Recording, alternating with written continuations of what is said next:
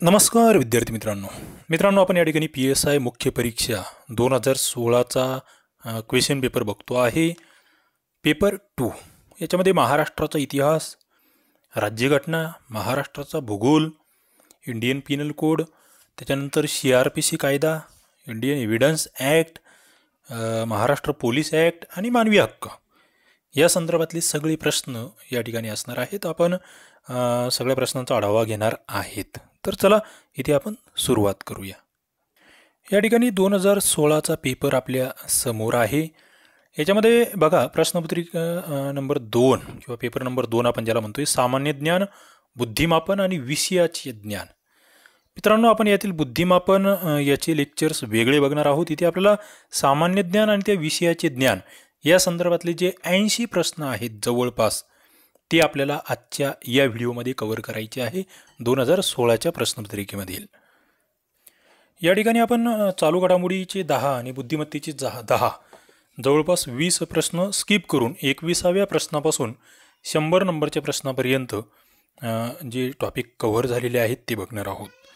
बघा 21 नंबरचा प्रश्न या ठिकाणी काय आहे, खालीलपैकी कोणती कृष्णा नदीच्या उजव्या तीरावरील उपनदी नाही असं म्हटलेलं आहे. महाराष्ट्राच्या भूगोलावरील हा प्रश्न या ठिकाणी कृष्णेच्या उजव्या तीरावरील उपनद्या आणि डाव्या तीरावरील उपनद्या तुम्हाला माहीत असणं या ठिकाणी अपेक्षित आहे. आणि मग ऑप्शन होते वेण्णा, कोयना, वारणा आणि येरळा. 21 नंबरचा प्रश्न मित्रांनो इथे जर तुम्ही बघितलं तर तुमचं उत्तर काय येतं आहे, उजव्या तीरावरील कोणती उपनदी नाही, येरळा हे उत्तर या ठिकाणी आहे. म्हणजे वेण्णा, कोयना आणि वारणा या उजव्या तीरावरील उपनद्या आहेत. म्हणजे अशी या ठिकाणी समजा अशा पद्धतीने ही नदी वाहते आहे. तुम्ही समजा एखादा व्यक्ती इकडे जातो आहे थोडक्यात पश्चिमेकडून थोडासा इकडे पूर्व साईडला, तर आपला जो उजवा हात आहे ना तो उजवा तीर, या ठिकाणी खालची साईड उजवा तीर आणि वरील साईड हा डावा तीर. तर या ठिकाणी अशा पद्धतीचा हा प्रश्न होता, तो तुम्हाला माहीत असला पाहिजे. पुढे जोड्या जुळवून योग्य पर्याय निवडा. खनिज आणि त्या खनिजांचा प्रदेश असं या ठिकाणी म्हटलेलं आहे. लोह खनिज, बॉक्साईट, क्रोमाईट, ॲस्बेस्टॉस असे ऑप्शन या ठिकाणी होते. आणि पुढे प्रदेश होते मग अहमदनगर, चंद्रपूर, गडचिरोली, गोंदिया, कोल्हापूर, सातारा, सांगली, भंडारा, नागपूर आणि सिंधुदुर्ग. 22 नंबरचा प्रश्न जर या ठिकाणी तुम्ही बघितला तर उत्तर काय येतं आहे, 22चं उत्तर मित्रांनो बघा लोह खनिजाचा मुख्यत्वे पट्टा कोणता आहे. 22 नंबरचा प्रश्न जर या ठिकाणी बघितला आपण तर चंद्रपूर, गडचिरोली आणि गोंदिया या ठिकाणी आपल्याला लोह खनिज प्रामुख्याने आढळून येते. पुढे बॉक्साईटचा पट्टा कोणता आहे, तर या ठिकाणी कोल्हापूर, सातारा आणि सांगला हा सांगलीला बॉक्साईटचा पट्टा आपल्याला आढळतो. त्यानंतर क्रोमाईट जर बघितलं तर क्रोमाईट संदर्भात भंडारा, नागपूर आणि सिंधुदुर्ग हा पट्टा आहे. आणि ॲस्बेस्टॉस जर आपण बघितलं तर त्या संदर्भात आपल्याला अहमदनगर हा जिल्हा लक्षात ठेवावा लागतो. म्हणजे ऑप्शन जर बघितला तर 2 नंबरचा ऑप्शन बरोबर आहे. लोह खनिजासाठी सरळ सरळ इकडे तुम्ही पूर्व विदर्भात जात आहेत. बॉक्साईटसाठी तुम्ही थोडंसं दक्षिण महाराष्ट्रामध्ये जाता आहेत. क्रोमाईटसाठी सुद्धा तुम्ही विदर्भातले काही जिल्हे बघतायत. आणि ॲस्बेस्टॉससाठी तुम्ही अहमदनगर बघता आहात, हे लक्षात ठेवा. पुढे आपण जातोय 23 नंबरच्या प्रश्नाकडे. पुढचं 23 नंबरचा प्रश्न या ठिकाणी आहे, पहिलं विधान आहे सातपुडा पर्वत गोंड जमातीचे प्रमुख निवासस्थान आहे. दुसरा, गोंडी ही गोंड जमातीची भाषा आहे. तिसरा, गोंड जमातीत सेवा विवाह केला जातो. पर्यायी उत्तर फक्त अ बरोबर, फक्त ब बरोबर, फक्त सी बरोबर आणि सर्व विधाने बरोबर. 23 नंबरचा प्रश्न व्यवस्थित बघा, वाचा. सातपुडा पर्वत गोंड जमात, यस बरोबर आहे. गोंडी ही गोंड जमातीची भाषा, यस बरोबर आहे. आणि गोंड जमातीमध्ये सेवा विवाह केला जातो, ज्याला आपण सर्व्हिस बाय मॅरेज असं आपण म्हणतो आहे. वरील सर्व विधानं बरोबर. पुढे जोड्या जुळवून योग्य पर्याय शोधा. जिल्हा आणि बीचचे नाव, कोणत्या जिल्ह्याच्या किनाऱ्यावर कोणतं बीच आहे. तुम्हाला सिंधुदुर्ग, रायगड, रत्नागिरी आणि मुंबई असे 4 जिल्हे दिलेले होते. मला असं वाटतं मित्रांनो याच्यात सोपा ऑप्शन काय असू शकतो की आम्हाला मुंबईच्या किनाऱ्यावरचे बीच हे मला वाटतं सहजासहजी लक्षात येऊ शकतात. म्हणजे प्रश्न सोडवताना आम्ही कसं जाणार. तर बघा या ठिकाणी जर तुम्ही बघितलं तर तुमच्या लक्षात येईल की गिरगाव असेल, जुहू असेल, वर्सोवा असेल, ही मुंबईच्या किनारपट्टीवर गिरगाव चौपटी म्हणतो ना आपण, ओके, सरळ सोपं या ठिकाणी तुम्हाला जाता येत होतं. डीचं 2 उत्तर तुमचं येऊ शकत होतं. पुढे सिंधुदुर्ग जर बघितलं तर सिंधुदुर्गाचं हे देवबाग किंवा वेंगुर्ला, शिरोडा सिंधुदुर्ग संदर्भात. रायगड जर बघितलं तर रायगडच्या किनाऱ्यावर किहीम आणि हरिहरेश्वर आहे. आणि रत्नागिरीच्या किनाऱ्यावर जर तुम्ही बघितलं तर हर्णे, हिदवी, जयगड आणि वेळणेश्वर. या ठिकाणी मी ज्या जोड्या जुळवलेल्या आहेत मित्रांनो, निश्चित तुम्ही नोट डाऊन करून घेऊ शकतात. व्यवस्थित याला लक्षात ठेवा, नकाशामध्ये बघा, कारण की विसरून जातो आपण. मात्र काहीतरी थोडीशी शॉर्ट क्ल्यू आपण तयार केली पाहिजे. पुढे जातोय मी 25 नंबरचा प्रश्न. महाराष्ट्र राज्यामध्ये वन्यजीव संरक्षण कायदा कोणत्या वर्षी लागू केला गेला? वाईल्ड लाईफ प्रोटेक्शन ॲक्ट वाज एनफोर्स असं म्हणू शकतो आपण. कधी 1970, 90, 85 की 72? 25 नंबरचा प्रश्न. वन्यजीव संरक्षण कायदा मित्रांनो 1972चा हा कायदा या ठिकाणी आहे. पुढे विष्णुबुवा ब्रह्मचारी यांनी ख्रिस्ती मिशनऱ्यांच्या अपप्रचारास उत्तर देण्यासाठी टिंबटिंब हे वृत्तपत्र सुरू केले. कोणते? दर्पण, मराठा, केसरी, वर्तमान, दीपिका. विष्णुबुवा ब्रह्मचारी यांचं वृत्तपत्र जर बघितलं तर वर्तमान, दीपिका हे आम्हाला लक्षात ठेवावं लागतं. मग केसरी कोणाचं होतं, मराठा कोणाचं आणि दर्पण कोणाचं याचाही विचार आमच्या मनात आला पाहिजे. पुढे परमहंस सभेच्या अहमदनगर शाखेचे सभासद कोण होते? केशव शिवराम भावलकर, कासमभाई महमदजी ढालवानी, गोविंद नारायण मांडगावकर आणि डॉक्टर रामकृष्णपंत भांडरकर. 27 नंबरचा हा प्रश्न या ठिकाणी आहे आणि याचं उत्तर आहे कासमभाई महमदजी ढालवानी, परमहंस सभेच्या अहमदनगर शाखेचे सभासद. पुढे लोकशाही स्वराज्य पक्षाच्या स्थापनेमध्ये टिंबटिंब यांचा सहभाग होता. जमनादास मेहता, रामराव देशमुख, रामभाऊ मंडलिक. 28 नंबरचा प्रश्न या ठिकाणी आहे. लोकशाही स्वराज्य पक्षाची स्थापना कोणाचा सहभाग आहे? ए, बी आणि सी. काय? ए, बी आणि सी लोकशाही स्वराज्य पक्षाच्या स्थापनेमध्ये यांचा सहभाग आहे, तिघांचाही. पुढे खालीलपैकी कोणत्या संस्थांची स्थापना दादाभाई नौरोजी यांनी केली होती?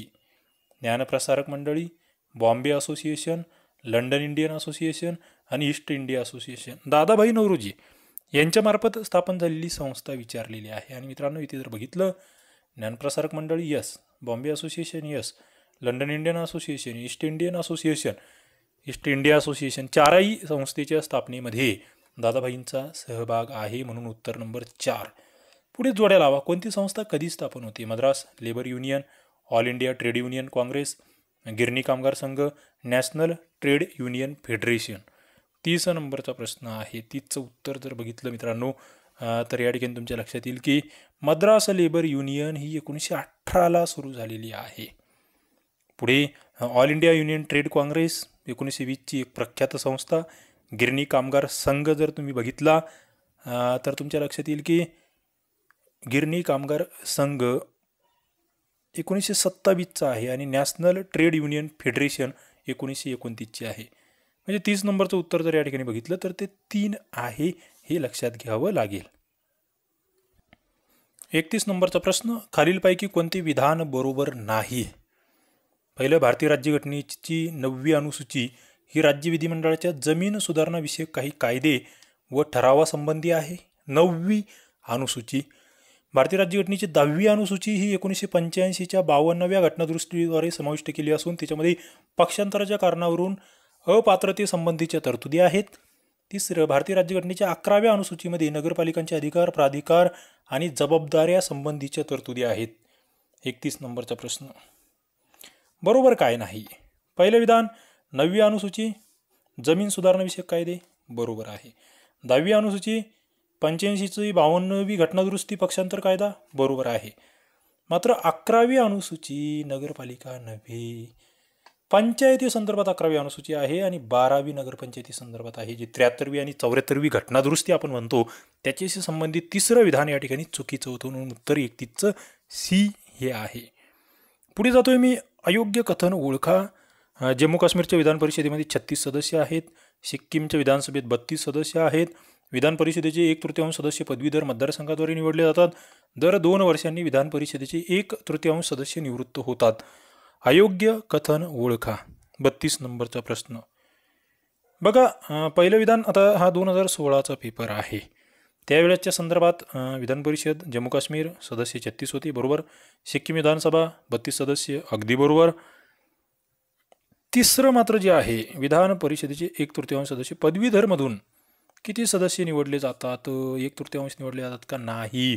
पदवीधरमधून 1/12, शिक्षक आणि पदवीधरमधून 1/12 एवढी सदस्य निवडले जातात, म्हणून तिसरं विधान या ठिकाणी चुकीचं होतं. चौथं, दर 2 वर्षांनी 1/3 सदस्य निवृत्त होतात, बरोबर, म्हणून 32चं उत्तर 3 हे या ठिकाणी येईल. पुढे 33, खालीलपैकी कोणते विधान बरोबर नाही? सरनामा न्यायालयाद्वारा अंमलात आणता येत नाही. राज्यघटनेस प्रस्थापित आणि विकसित करण्यायोग्य जे उद्दिष्टे आहेत ती सरनाम्यातून व्यक्त होतात. तिसरं, सरनाम्यातून राज्यघटनेने आपल्या अधिकाराचे स्रोत कोणाकडून प्राप्त केले आहे हे स्पष्ट होते.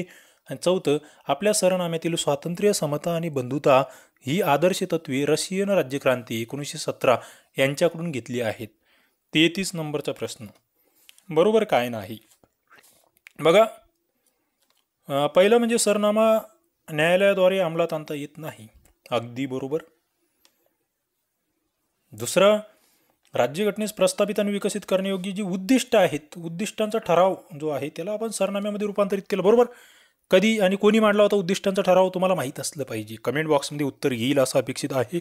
पुढे, सरनाम्यातून राज्यघटनेने आपल्या अधिकारांचे स्रोत प्राप्त कोणाकडून केले हेही कळतं. यस, बरोबर आहे. कोणाला समर्पित केलेला आहे तो सरनामा किंवा ती घटना ते आपण तिथे सांगू शकतो निश्चित. आणि शेवटचं जे होतं मित्रांनो, शेवटचं मात्र चुकीचं आहे. स्वातंत्र्य, समता, बंधुत्व ही कोणत्या राज्यक्रांतीतून घेतलेली आपण तत्वे आहेत? तर रशियन नव्हे, फ्रेंच राज्यक्रांती. मग ती कधी घडली आम्हाला माहीत असलं पाहिजे. अमेरिकन राज्यक्रांती कधी घडली आम्हाला माहीत असलं पाहिजे. पुढे जातोय मी. 34 नंबरचा प्रश्न, भारत सरकार कायदा 1919चे प्रमुख वैशिष्ट्य कोणते नव्हते असं म्हटलेलं आहे. त्यामध्ये पहिलं आहे मग प्रांतामध्ये द्विशासन पद्धती, प्रांतावर केंद्रीय नियंत्रणाचे शिथिलीकरण, मुस्लिमांसाठी स्वतंत्र प्रतिनिधित्व, आणि चौथं भारतीय विधानमंडळ अधिक प्रातिनिधिक बनवणे. 1919च्या कायद्याचे कोणते वैशिष्ट्य नव्हते प्रमुख असं म्हटलेलं आहे. 34 नंबरचा प्रश्न काय? पहिला आहे प्रांतामध्ये द्विशासन पद्धती, यस, बरोबर आहे. दुसरं, प्रांतावर केंद्रीय नियंत्रणाचे शिथिलीकरण, यस, बरोबर आहे. 34, मात्र मुस्लिमांसाठी स्वतंत्र प्रतिनिधित्व नव्हे, 19च्या कायद्यात नाही. हे कोणत्या कायद्यात आहे ते तुम्ही निश्चित मला सांगू शकतात. चौथं होतं भारतीय विधिमंडळ अधिक प्रातिनिधिक बनवणे, the Indian legislature made more representative, यांची संख्या वाढवायची होती भारतीय प्रतिनिधींची, बरोबर आहे. मात्र तिसरं चुकीचं आहे. मुस्लिमांना स्वतंत्र प्रतिनिधित्व जे म्हणतोय ते कोणत्या कायद्यात आहे ते मात्र तुम्ही मला सांगा. पुढे, शेती उत्पन्नावरील कर राज्य सरकारच्या अखत्यारीतमध्ये खालीलपैकी कोणी सोपविले आहेत? बघा, आंतरराज्य परिषद, राष्ट्रीय विकास परिषद, भारतीय राज्यघटना, नियोजन आयोग. 35 नंबरचा प्रश्न, शेती उत्पन्नावरील कर जे राज्य सरकारच्या ताब्यात आहेत, कोणी केली ही तरतूद? ही तरतूद केली आहे भारतीय राज्यघटनेने. द कॉन्स्टिट्यूशन ऑफ इंडियाची ही तरतूद आहे. पुढे जातोय मी. 35 नंबरचा प्रश्न, लोकायुक्त ही यंत्रणा सर्वप्रथम टिंबटिंब राज्यात टिंबटिंब साली निर्माण करण्यात येऊन कार्यान्वित झाली. काय? महाराष्ट्र, ओडिशा, कुठे आणि कधी? उत्तर आहे महाराष्ट्रामध्ये 1971ला. 37 नंबरचा प्रश्न, खालील विधाने विचारात घ्या. राज्यपाल हे राज्य विधिमंडळाचा भाग नाहीत. राज्यपालांना विधानसभा आणि विधान परिषदेला संबोधित करण्याचा अधिकार आहे. राज्यपालांना पदमुक्त करण्याचा अधिकार उच्च न्यायालयाला आहे. कोणते विधान बरोबर आहे? 37 नंबरचा प्रश्न, या ठिकाणी जर बघितलं राज्यपाल ही विधिमंडळाचा भाग नाही असं म्हटलं गेलं, चुकीचं विधान आहे. त्यानंतर राज्यपालांना पदमुक्त करण्याचा अधिकार उच्च न्यायालयाला आहे, हे सुद्धा चुकीचं आहे ना, बरोबर. कारण इकडे भाग आहे आणि इकडे हा अधिकार राष्ट्रपतींना आहे, त्याच्यामुळे दोन्ही विधानं चुकत आहेत. ब नंबरचं विधान मात्र या ठिकाणी जर बघितलं तुम्ही तर हे बरोबर आहे. राज्यपालांना विधानसभा विधान परिषदेला संबोधित करण्याचा अधिकार आहे. ओके, ॲड्रेस करू शकतात ते. ॲड्रेस हा शब्द आहे, त्याला लेजिस्लेटिव्ह असेंब्ली आणि काउन्सिल दोघांना सुद्धा ते ॲड्रेस करू शकतात, तिथे भाषण देऊ शकतात. जोड्या लावा. भारतीय संविधानाचे प्रथम परिशिष्ट, त्याच्या संदर्भातल्या जोड्या आहे. महत्त्वाचा प्रश्न आहे. भाग अ, ब, क, ड कशामध्ये कशाचा उल्लेख केलेला होता? 38 नंबरचा प्रश्न. बघा, भाग अ जर तुम्ही बघितला ना, पहिला भाग लक्षात ठेवण्यासारखा आहे आणि तो लक्षात ठेवला पाहिजे आम्ही. ब्रिटिश भारतातील जे प्रांत आहेत ते भाग ए मध्ये टाकलेले होते. भाग आता याच्यामध्ये किती प्रांत होते मग हा प्रश्न आहे. हे थोडंसं डीपमध्ये ज्यांनी वाचलं एम लक्ष्मीकांत वगैरे त्यांना या प्रश्नाचं उत्तर देता येईल. पुढे भाग ब जर बघितलं तर याच्यामध्ये संस्थानिक होते, आधी प्रांत झाले नंतर संस्थानिक झाले. भाग क जर तुम्ही बघितलं तर याच्यामध्ये केंद्रीय प्रशासकीय राज्य आहे आणि भाग ड मध्ये अंदमान निकोबार. एकूण किती या ठिकाणी हे स्टेट्स होते याच्यामध्ये निश्चित एक इंटरेस्टिंग भाग आहे, तो सध्याच्या राज्यांशी मिळता जुळता म्हणून आपल्याला बघावं लागतो. या ठिकाणी याचं उत्तर होतं 2. ओके, पुढे जातोय मी. 39 नंबरचा प्रश्न. काही अधिकार सर्व व्यक्तींसाठी उपलब्ध असतात परंतु काही अधिकार फक्त नागरिकांसाठी असतात, ते अधिकार कोणते आहेत? कायद्यासमोर समानता, शासकीय नोकरीमध्ये संधीची समानता, जीवितांचे संरक्षण व वैयक्तिक स्वातंत्र्य, भाषण व अभिव्यक्तीचे स्वातंत्र्य. बघा वाक्य नीट वाचावं लागेल. मग खाली ABC, BCD, AC, BD असे ऑप्शन आहेत आणि उत्तर जर बघितलं मित्रांनो, नीट प्रश्न जर वाचले आपण, कायद्यासमोर समानता मात्र याच्यात नाही आहे. शासकीय नोकरीमध्ये संधीची समानता जी फक्त नागरिकांसाठी आहे, यस, शासकीय नोकरी फक्त नागरिकांसाठी. जीविताचे संरक्षण व वैयक्तिक स्वातंत्र्य जर बघितलं या ठिकाणी तुम्ही तर हेही याच्यात बसत नाही, कारण की सगळ्यांसाठीच आहे. कायद्यासमोर समानता सगळ्यांसाठीच आहे, जीवित संरक्षण सर्वांसाठीच आहे, मात्र ते आपल्याला नको. याच्यातून भाषण आणि अभिव्यक्ती स्वातंत्र्य फक्त नागरिकांसाठीच आहे. आपल्याला फक्त नागरिकांसाठी जे असतात ते पाहिजे आणि मग ते ए आणि डी आहे. उत्तर नंबर 4. पुढे जातोय मी. 40 नंबरचा प्रश्न. खालीलपैकी कोणते विधान बरोबर आहे? भारतीय संविधानाच्या कलम 280 मध्ये वित्त आयोगाची तरतूद आहे. आंतरराज्य परिषदेची स्थापना करण्याचा अधिकार राष्ट्रपतीला आहे. राष्ट्रीय आणीबाणीच्या काळामध्ये संसदेला राज्यसूचीतील विषयावर कायदा करता येतो. आणि शेवटचं, अखिल भारतीय सेवेच्या माध्यमातून केंद्र सरकार राज्य सरकारवर नियंत्रण ठेवते. ऑप्शन काय आहे? फक्त ब, ए आणि सी, वरील सर्व, BD. 40 नंबरचा प्रश्न काय म्हणतो आहे बघा. कलम 280 वित्त आयोग अगदी बरोबर. आंतरराज्य परिषदेची स्थापना राष्ट्रपती अगदी बरोबर. राष्ट्रीय आणीबाणीच्या काळामध्ये संसद राज्यसूचीतील विषयावर कायदे करते, यस बरोबर. अखिल भारतीय सेवेच्या माध्यमातून केंद्र राज्यावर नियंत्रण ठेवते, बरोबर. 4ही विधानं बरोबर आहेत आणि म्हणून उत्तर आहे 3, वरील सर्व. पुढे जातोय मी. राज्य माहिती आयुक्तांची नेमणूक कोण करते? राज्य माहिती आयुक्तांची नेमणूक हा प्रश्न रिपीट झाला आहे. भारताचे राष्ट्रपती, भारताचे पंतप्रधान, राज्याचे राज्यपाल, वरीलपैकी कोणीही नाही. आता राज्याचे माहिती आयुक्त आहे, इथे राज्याचे राज्यपाल हे उत्तर. पुढे केंद्रीय माहिती आयुक्तांची नियुक्ती राष्ट्रपतीद्वारा पंतप्रधान अध्यक्षपदी असणाऱ्या व टिंबटिंबचे विरोधी पक्षनेते आणि प्रधानमंत्री नामनिर्देशित केंद्रीय कॅबिनेट मंत्रीच्या समितीच्या शिफारशीनुसार करील. राष्ट्रपती करतील, मात्र अध्यक्षस्थान पंतप्रधान आहे अशी समिती, ज्याच्यामध्ये विरोधी पक्षनेते आहेत.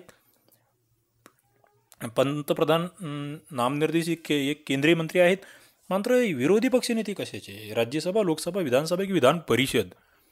मित्रांनो, विरोधी पक्षनेते लोकसभेचे. आपल्याला लॉजिकल आहे, एक तर केंद्रात असणार, केंद्रातील विरोधी पक्षनेते, म्हणून विधान इथे 3 आणि 4 कट झालं होतं. आणि केंद्रामधील प्रबळ जनमताचं समर्थन करणारं लोकसभा, म्हणून या ठिकाणी लॉजिकने सुद्धा तुम्ही या प्रश्नाचं उत्तर देऊ शकत होतात.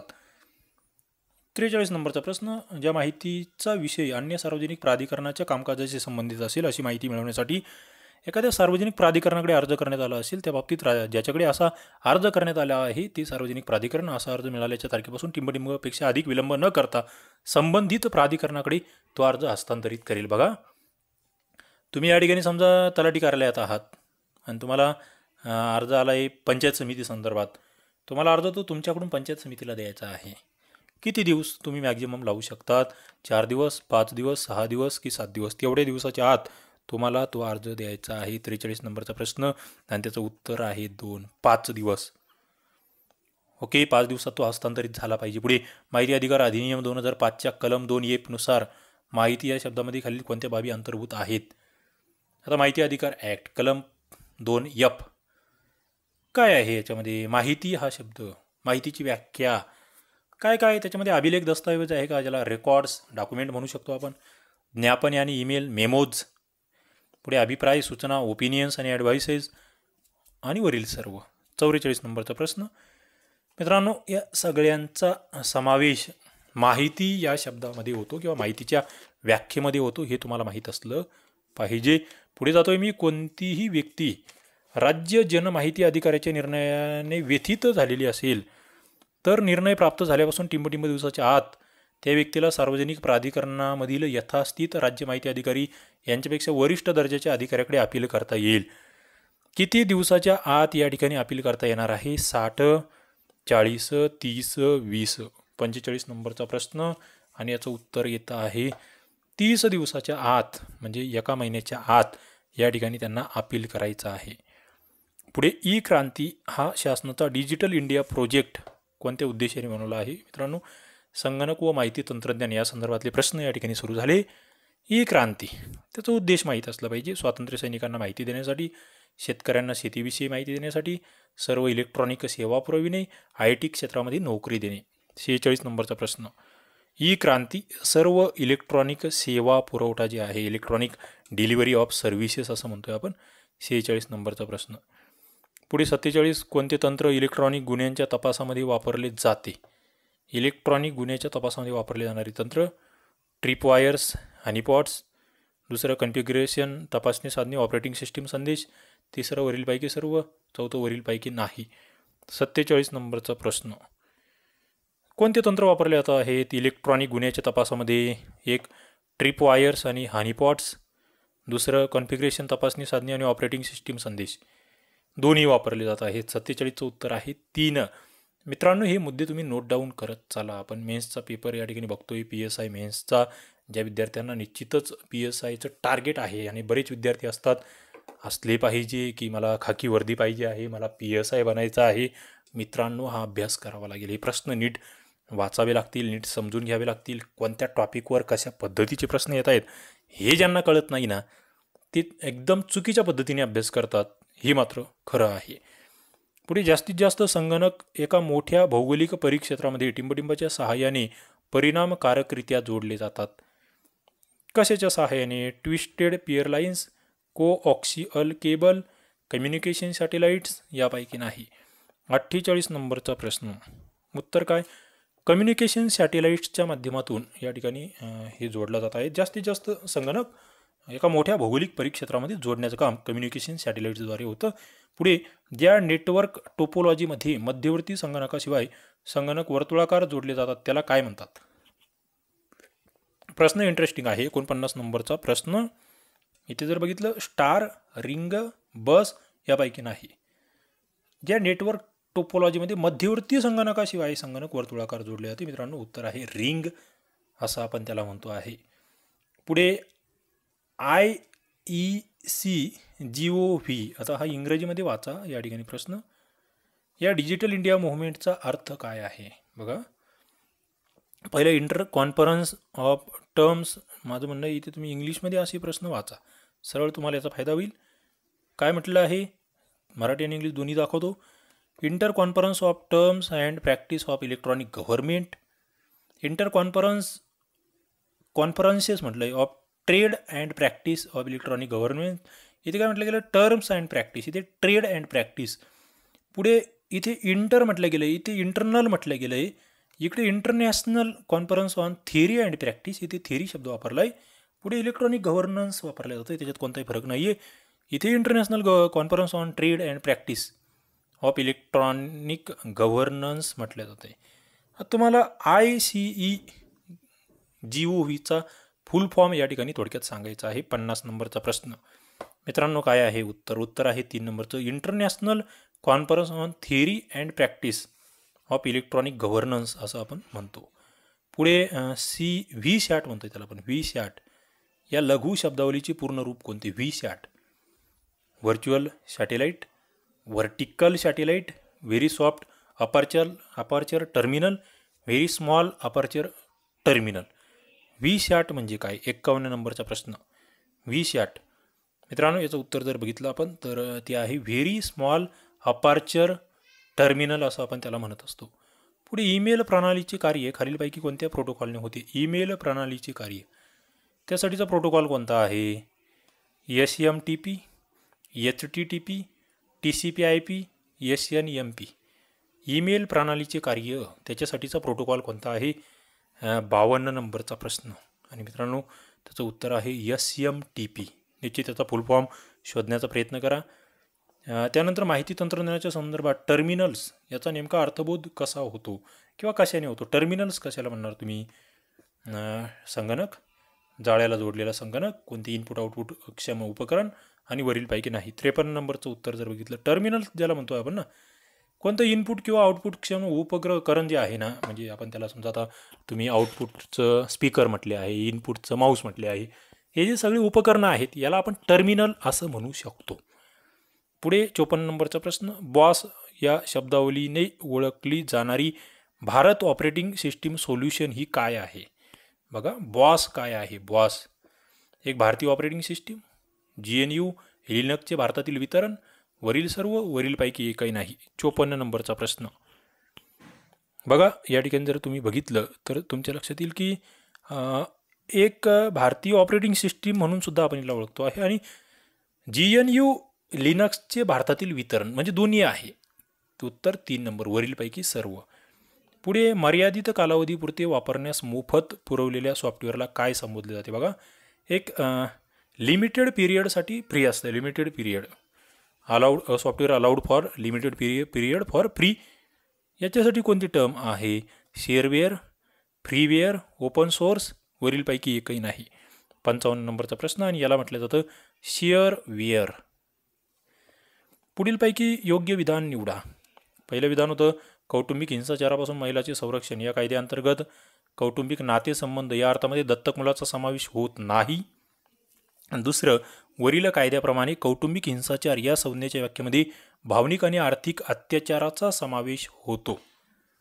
56 नंबरचा प्रश्न या ठिकाणी आहे आणि त्याची खाली होतं चुकीचे असून ब बरोबर असून ही बरोबर असून ब चुकीचे, दोन्ही बरोबर दोन्ही चूक. 56 नंबरचा प्रश्न व्यवस्थित वाचा. या ठिकाणी काय आहे, इथे म्हटलं कौटुंबिक नातेसंबंधामध्ये दत्तक मुलाचा समावेश होत नाही. मित्रांनो, हे चुकीचं आहे. त्याच्यामध्ये दत्तक मुलाचा समावेश होतो असं म्हटलं गेलेलं आहे, म्हणून पहिलं विधान चुकीचं आहे, अचुकीचं. आणि वरील कायद्याप्रमाणे कौटुंबिक हिंसाचाराच्या व्याख्येमध्ये भावनिक आणि आर्थिक अत्याचाराचा समावेश आहे का? यस आहे. ब बरोबर आहे, म्हणजे विधान अचुकीचे, ब बरोबर 1 नंबरचं उत्तर या ठिकाणी येतं आहे.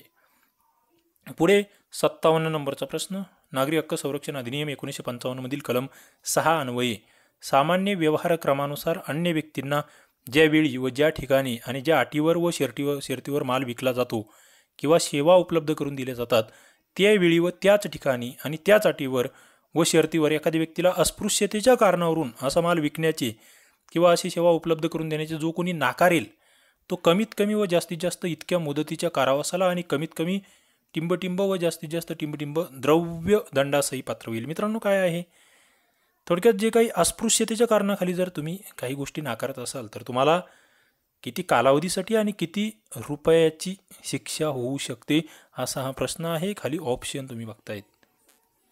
57 नंबरचा प्रश्न बघा, 1 महिने ते 6 महिन्यापर्यंत शिक्षा होऊ शकते आणि 100 रुपये ते 500 रुपयापर्यंतचा द्रव्यदंड होऊ शकतो. मुदत 1 ते 6 महिने, द्रव्यदंड 100 रुपये ते 500 रुपये. नागरी हक्क संरक्षण अधिनियम 1955 कलम 6 तुम्हाला नीट लक्षात ठेवायचं. कलम 6 वाचून घ्या, त्याचं एक शॉर्ट नोट बनवा, एक फ्लॅश कार्ड बनवा आणि कुठेतरी चिकटवून द्या. पुढे श्रीयुत यांनी जो आपल्या मुलीशी विवाह करेल त्याला अर्धी संपत्ती देण्यात येईल अशी वर्तमानपत्रात जाहिरात दिली. वरील विधानाच्या संदर्भात योग्य पर्याय निवडा. बघा, श्रीयुत यांनी जाहिरात दिली आहे. बघा, पहिलं, श्रीयुत कायदेशीरपणे असे करू शकतात. वरील प्रमाणे जाहिरात देणे हा दंडनीय अपराध आहे. तिसरं, राज्य सरकारची पूर्व परवानगी घेऊन अशी जाहिरात देता येते. संपत्तीच्या 1% एवढी रक्कम कोर्टात भरून अशी जाहिरात देता येते. 58 नंबरचा प्रश्न इंटरेस्टिंग आहे.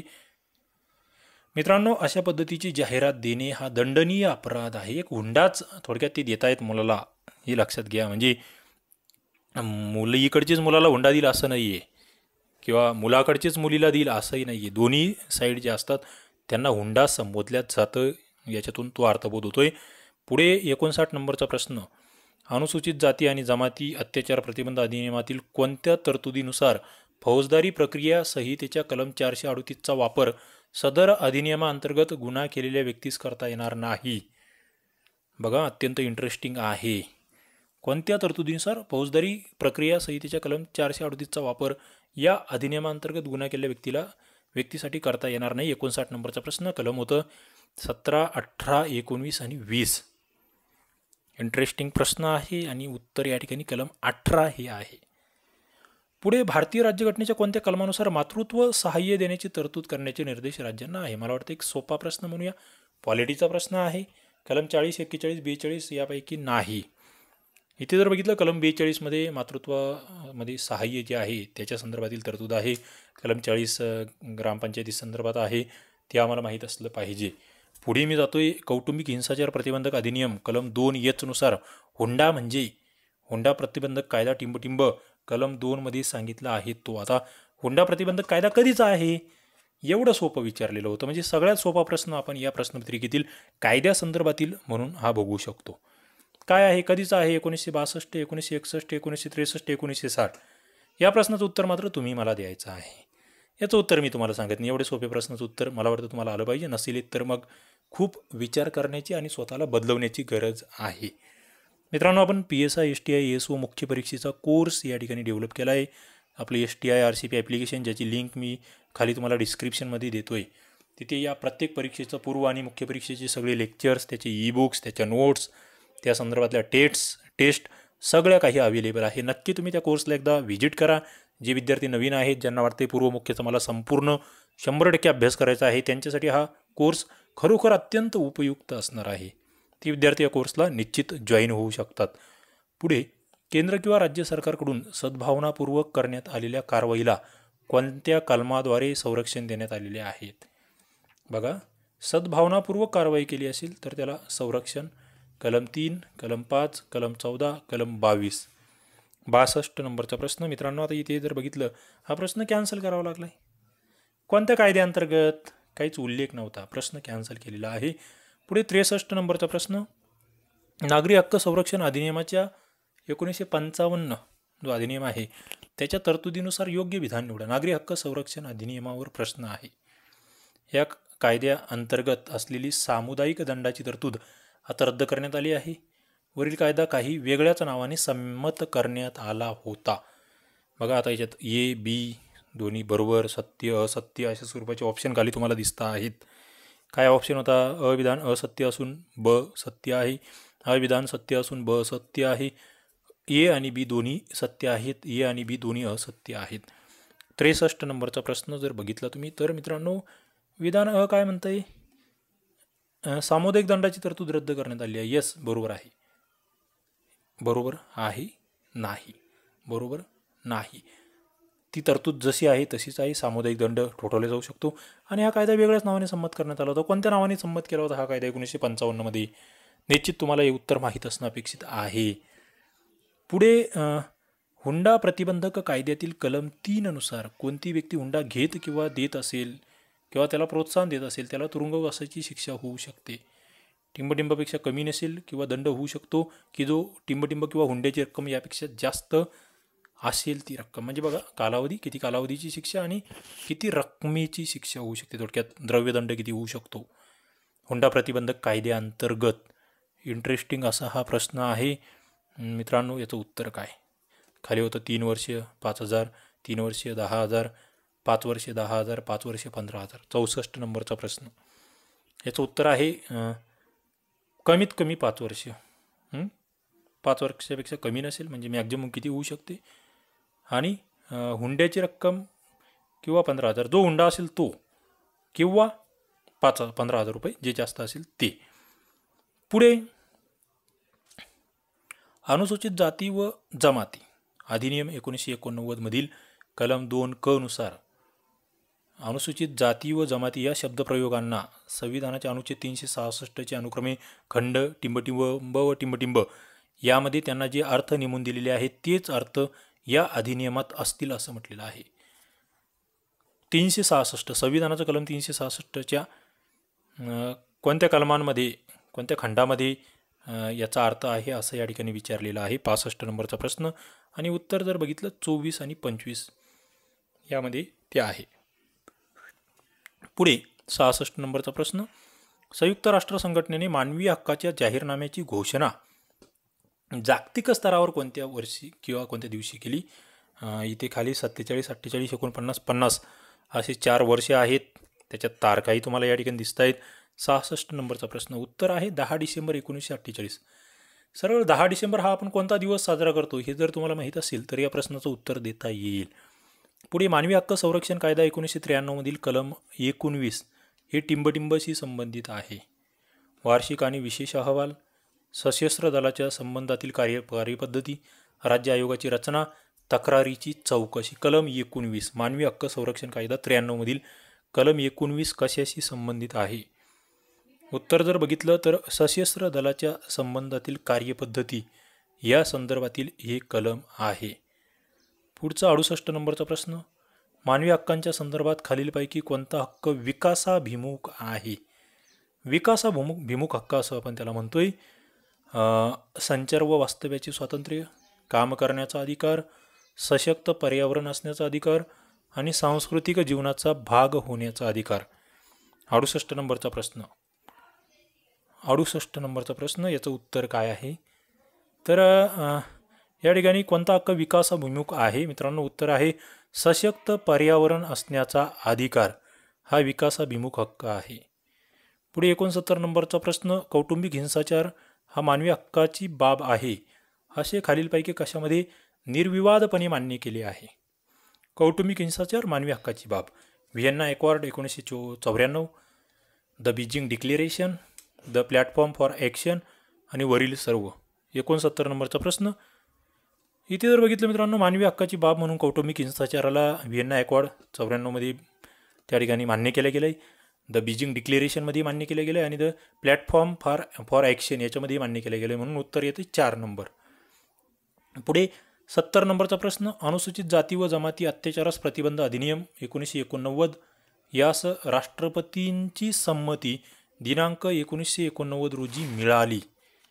बघा कधी मिळाली ती तारीख तुम्हाला विचारली गेली. ॲट्रॉसिटी ॲक्टची तारीख तुम्हाला या ठिकाणी विचारली गेली आहे. 10 डिसेंबर, 2 ऑक्टोबर, 11 सप्टेंबर, 14 डिसेंबर.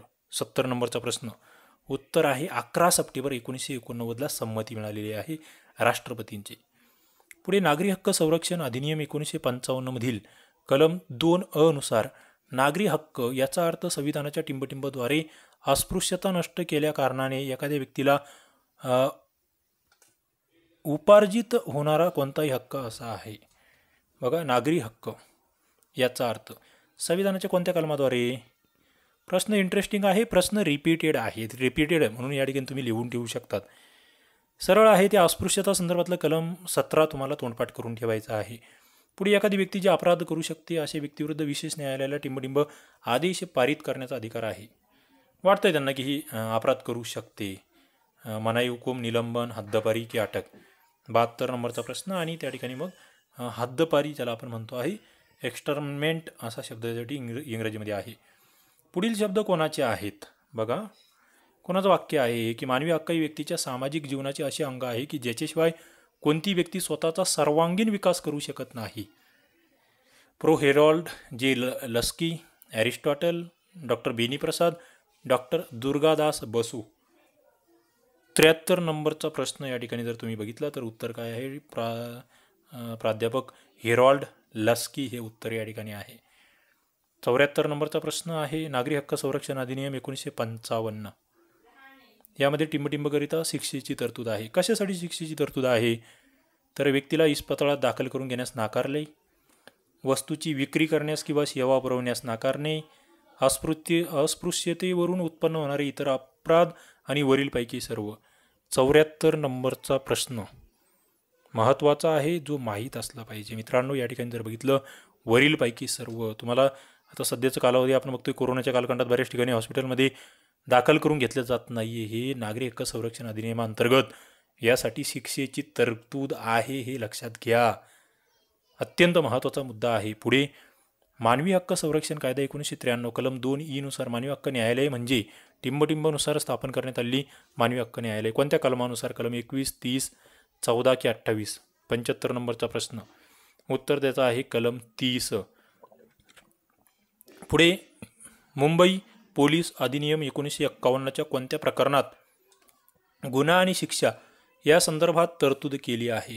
गुन्हा आणि शिक्षा कोणत्या कलमांतर्गत आहे? Offence and punishment. प्रकरण कोणतं आहे? तिसरे, चौथे, सहावे की सातवे? त्या प्रकरणांची नावं तुम्हाला माहीत असणं तर अपेक्षित आहेच आपल्याला. 76 नंबरचा प्रश्न. 7व्या प्रकरणामध्ये या सगळ्या बाबी चॅप्टर 7 मध्ये टाकलेल्या आहेत. पुढे 77 नंबरचा प्रश्न. फौजदारी प्रक्रिया संहिता CRPC मधील टिंबटिंब कलमान्वये अटक आरोपींची वैद्यकीय तपासणी पोलीस अधिकाऱ्यांच्या विनंतीने करण्याची तरतूद आहे. कोणत्या कलमानुसार आहे हे? कलम 53, कलम 41, कलम 47, कलम 52. अत्यंत महत्त्वाचं कलम. 77 नंबरचा प्रश्न. कलम 53 तुम्हाला तोंडपाठच ठेवावं लागतं. मेडिकल टेस्ट जे आहे तिच्या संदर्भातलं हे कलम आहे. Medical examination. पुढे खालीलपैकी कोणत्या ठिकाणी भारतीय पुरावा कायदा लागू होत नाही? ओके, इंडियन एव्हिडन्स ॲक्ट संदर्भातला प्रश्न आहे की जो कोणत्या ठिकाणी नॉट ॲप्लिकेबल आहे. लष्करी न्यायालय, कोणत्याही न्यायालयातील किंवा न्यायालयापुढील सर्व न्यायिक कार्यवाही, लवादापुढील कार्यवाही, भूसेना अधिनियम याखाली भरवलेल्या लष्करी न्यायालयाहून अन्य. 78 नंबरचा प्रश्न. उत्तर जर बघितलं तर लवादापुढील जे कार्यवाही आहेत यांना हा लागू होत नाही. मग लष्करी न्यायालयाला सुद्धा लागू होतो आणि इतर ठिकाणी सुद्धा. पुढे प्रलोभन, धमकी किंवा वचन याद्वारे मिळविलेले कबुली जबाब फौजदारी कार्यवाहीत असंबद्ध असतो. याबाबत भारतीय साक्षी पुरावा अधिनियमाच्या कोणत्या तरतुदीमध्ये उल्लेख आहे? म्हणजे धमकावून किंवा काहीतरी आमिष दाखवून जर कबुली जबाब चुकीचा घेतला असेल, कोणत्या अंतर्गत तो म्हणजे चुकीचा आहे असं म्हटलं जातं? कलम कोणतं आहे त्याचं एव्हिडन्स ॲक्ट अंतर्गत? कलम 24, कलम 25, कलम 26 यापैकी नाही. 79 नंबरचा प्रश्न आणि उत्तर आहे कलम 24. पुढे 80 मुंबई पोलीस अधिनियम अंतर्गत खालीलपैकी कोणाविरुद्ध तडीपारीचा आदेश काढता येतो? इंटरेस्टिंग मुद्दा आहे, समजून घेण्याचा मुद्दा आहे. पहिलं, समाजविघातक कृत्य करून अशांतता पसरवू शकेल अशी व्यक्ती. दुसरं, वारंवार शांती मोर्चे काढून वाहतुकीस अडथळा आणणारे व्यक्ती. तिसरं, विहित वेळेनंतर ध्वनी क्षेपकावर गाणी लावणाऱ्या व्यक्ती. आणि चौथं, साथीचा रोग झालेली व्यक्ती जिच्या वास्तव्यामुळे रोग पसरून लोकांच्या आरोग्याला बाधा होऊ शकते. पर्याय उत्तर बी आणि सी. BCD AD वरीलपैकी सर्व. 80 नंबरचा प्रश्न व्यवस्थित वाचायचा आहे. बघा, पहिला मुद्दा, समाजविघातक कृत्य करून जर अशांतता एखादी व्यक्ती पसरवत असेल तर नक्कीच त्याला तडीपार करता येऊ शकतं. दुसरा मुद्दा जो आहे इथे तो जर बघितला तुम्ही तर तो नाही आहे. शांती मोर्चे काढून शांती मोर्चाला तुम्ही नाही हद्दपार करू शकत. तिसरं, विहित वेळेनंतर ध्वनी क्षेपकावर गाणे लावणारे व्यक्ती त्यालाही हद्दपार हा किंवा तडीपार हा उपाय त्याच्यावर नाही आहे. आणि इथे साथीचा रोग झालेली व्यक्ती जिच्यामुळे जर इतरांना बाधा होऊ शकत असेल तर यस, म्हणजे A आणि D हे या ठिकाणी 3 नंबरचं उत्तर आहे. पुढे मुंबई पोलीस अधिनियमातील कलम टिंबटिंबमध्ये ज्या क्षेत्रातून व्यक्तीस निघून जाण्याचा आदेश देण्यात आला त्या क्षेत्रात परत येण्याची तरतूद, तात्पुरती परवानगी देण्याची तरतूद आहे. कोणत्या कलमांतर्गत? बघा, निघून जाण्याचा आदेश दिलेला आहे मात्र तात्पुरता येऊ शकतो. कलम कोणतं? 61, 64, 63 की 65? 81 नंबरचा प्रश्न. उत्तर आहे 63. कलम 63 नुसार तात्पुरती परवानगी भेटू शकते. पुढे भारतीय दंड संहितेतील कलम 298 अन्वये एखाद्या व्यक्तीला त्याच्या धार्मिक भावना दुखवण्याकरता काही अपशब्द वापरणे, अगर काही वस्तू दाखविणे किंवा हावभाव करणे हा व्यक्तिगत गुन्हा असून त्याकरता टिंबटिंबपर्यंत कैद, अगर दंड, अगर दोन्ही शिक्षा होऊ शकतात. बघा, कलम 298 भारतीय दंड संहिता IPC सेक्शन 98 ऑफ IPC. धार्मिक भावना दुखवणे किती शिक्षा होऊ शकते? 6 महिने, 2 वर्षे, 1 वर्ष, 3 महिने? 82 नंबरचा प्रश्न आणि उत्तर आहे 1 वर्षापर्यंतची शिक्षा या ठिकाणी होऊ शकते. पुढे मुंबई पोलीस अधिनियमाच्या कलम 66 मध्ये टिंबटिंबबाबत सांगितलेले आहे. कलम 66. बॉम्बे पोलीस ॲक्ट काय म्हणतोय हा कलम 66? पोलिसाने रस्त्यावरील रहदारीचे नियमन करणे, संबंधीची पोलीस अधिकाऱ्यांची कर्तव्य, लोकांच्या येण्या जाण्याच्या ठिकाणी प्रवेश करण्याचा अधिकार, वरीलपैकी काहीही नाही. 83 नंबरचा प्रश्न. उत्तर काय? लोकांसंबंधी पोलीस अधिकाऱ्याची जी कर्तव्य आहे ती कलम 66 मध्ये सांगितलेली आहेत. कोणती कर्तव्य आहेत? कलम 66 व्यवस्थित वाचून ठेवा, त्याच्या नोट्स काढून ठेवा. पुढे 84 नंबरचा प्रश्न. मुंबई पोलीस अधिनियमातील कलम टिंबटिंबमध्ये जादा पोलिसांच्या खर्चाची आणि बेकायदेशीर जमावाने केलेल्या नुकसानीच्या भरपाईची प्रमाणशीर वसुली करण्याबाबतची तरतूद आहे. कोणत्या कलमामध्ये ही तरतूद आहे हे तुम्हाला या ठिकाणी विचारले गेलेलं आहे. कलम 53, 51, 54 आणि 52 मुंबई पोलीस अधिनियमासंदर्भातला हा प्रश्न आहे. 84 नंबरचा आणि याचं उत्तर आहे कलम 54 मध्ये ही तरतूद आहे. पुढे मुंबई पोलीस अधिनियम 1951 हा कुठे लागू होतो? मुंबई पोलीस अधिनियम म्हणतोय. फक्त मुंबई, मुंबई उपनगरीय भाग, फक्त विदर्भ, संपूर्ण महाराष्ट्र राज्य. आता हे फसवणार आहे बऱ्याच जणांना. मुंबई म्हणजे एकदम कमी अभ्यास आल्यानंतर त्यांना फक्त मुंबई वाटू शकतं, मात्र संपूर्ण महाराष्ट्र राज्यासाठीचा हा अधिनियम आहे. पुढे खालीलपैकी कोणता विषय मुंबई पोलीस अधिनियमातील पोलीस विनिमय कलम 44 मध्ये समाविष्ट होतो? पहिला ऑप्शन होता मग या ठिकाणी की साथीच्या रोगाचा प्रादुर्भाव रोखणे, दुसरा मोकट कुत्र्यांचा नाश रोखणे, नाश करणे, दंगाधोपा थांबवणे आणि बंद इमारती व ठिकाणे असे ऑप्शन्स या ठिकाणी आहेत. बघा कलम 44 ओके 86 नंबरचा प्रश्न, याचं उत्तर जर बघितलं मोकाट कुत्र्यांचा नाश करण्यासंदर्भातलं हे कलम आहे. पुढे मृत्यूपूर्व जबाब हा टिंबटिंब पुरावा म्हणून ग्राह्य धरण्यात येतो. 87 नंबरचा प्रश्न कॅन्सल करण्यात आला होता. त्यानंतर महाराष्ट्रामध्ये सर्वोच्च पोलीस प्रशिक्षण संस्था कोठे आहे? पुणे, लोणावळा, नागपूर आणि नाशिक. 88 नंबरचा प्रश्न, उत्तर आहे नाशिक, ज्या संस्थेला आपण MPA असं म्हणतो. याचा पुढचा 89 नंबरचा प्रश्न, कलम 55 नुसार पारित केलेला तडीपारीचा आदेश किती काळापर्यंत अंमलात राहू शकतो? 1 वर्ष, 2 वर्ष, 3 वर्ष, वरीलपैकी नाही. मित्रांनो या ठिकाणी उत्तर आहे ते म्हणजे 2 वर्षापर्यंत तडीपारीचा आदेश कार्यान्वित राहू शकतो. पुढे 90 नंबरचा प्रश्न, मुंबई पोलीस अधिनियम कलम 17 अन्वये कोणत्याही जिल्ह्याचा अधीक्षक व जिल्ह्याचे पोलीस दलही टिंबटिंबच्या नियंत्रणाखाली असतात? राज्य सरकार, जिल्हाधिकारी, गृहमंत्रालय, जिल्हा न्यायदंडाधिकारी. अत्यंत महत्त्वाचा प्रश्न आहे. बघा कोणाच्या नियंत्रणाखाली आहे? जिल्हा न्यायदंडाधिकारी, डिस्ट्रिक्ट मॅजिस्ट्रेट आपण ज्यांना म्हणतो आहे. इंटरेस्टिंग प्रश्न आहे, लक्षात ठेवण्यासारखा प्रश्न आहे. पुढे फौजदारी प्रक्रिया संहितेतील कलम टिंबटिंबने प्रथम माहिती अहवाल लिहून घेण्याची पद्धत दिली आहे. FIR फर्स्ट इन्फॉर्मेशन रेकॉर्ड ज्याला आपण म्हणतोय. अत्यंत महत्त्वाचं कलम 199, 109, 110, 154. या ठिकाणी उत्तर आहे कलम 154. पुढे बने जो गुन्हा केला आहे असे म्हणतो त्याबद्दल बला शिक्षा करण्यात येत आहे असा न्यायीय निर्णय दिला जावा असे न्यायालयाला आव्हान करतो. बने गुन्हा केलेला आहे असे खालीलपैकी कोणी साबित केले पाहिजे? बघा आणि ब आहे. म्हणतोय की बने गुन्हा केला, मग तो कोणाची जबाबदारी आहे की तो त्याने हे करावा, साबित करावा? ब दोन्ही फक्त पोलीस यंत्रणा, चे नातेवाईक. 92 नंबरचा प्रश्न काय आहे? आरोप कोण करतोय? मग ती कर्तव्यसुद्धा चं आहे की बाबा यांनी गुन्हा केला आहे हे त्याने सिद्ध करून दाखवावं. पुढे विधिग्राह्य वैवाहिक जीवनाच्या कोणत्या काळात एखाद्या बाळाचा जन्म झाल्यास ते अपत्य औरस आहे हे सिद्ध होईल? बघा औरस अपत्य म्हणतो आहे आपण. लेजिटिमेट हा शब्द आहे, लेजिटिमेट चाइल्ड. विवाहाच्या विच्छेदनानंतर 270 दिवसात. पुढे विवाहाच्या विच्छेदनानंतर 280 दिवसात, विवाहाच्या विच्छेदनानंतर 265 दिवसात, विवाहाच्या विच्छेदनानंतर 365 दिवसानंतर. 93 नंबरचा प्रश्न आणि या ठिकाणी उत्तर आहे 2 नंबरचं. विवाहाच्या विच्छेदनानंतर 280 दिवसात जर बाळाचा जन्म झाला तर ते औरस आहे असं म्हणता येईल.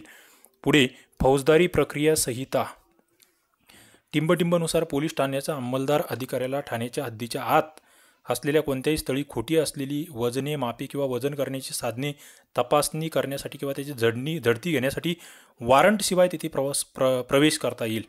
कोणत्या कलमानुसार त्या ठिकाणी तो प्रवेश करू शकतो? अधिकारी, पोलीस अधिकारी कलम 153, 151, 109, कलम 173, 2. उत्तर या ठिकाणी आहे कलम 153, 1 CRPC ॲक्टनुसार. पुढे जातो मी. मुंबई पोलीस अधिनियम कलम 211 अन्वये पोलीस अधिकारी या संज्ञेचा अर्थ या अधिनियमान्वये नेमलेली किंवा नेमले असल्याचे समजण्यात येणारी पोलीस दलातील कोणती व्यक्ती असा होतो. आणि तीच कलम टिंबटिंब किंवा टिंबटिंब अन्वये नेमलेला विशेष पोलीस अधिकारी किंवा अप्पर पोलीस अधिकारी यांचा समावेश होतो.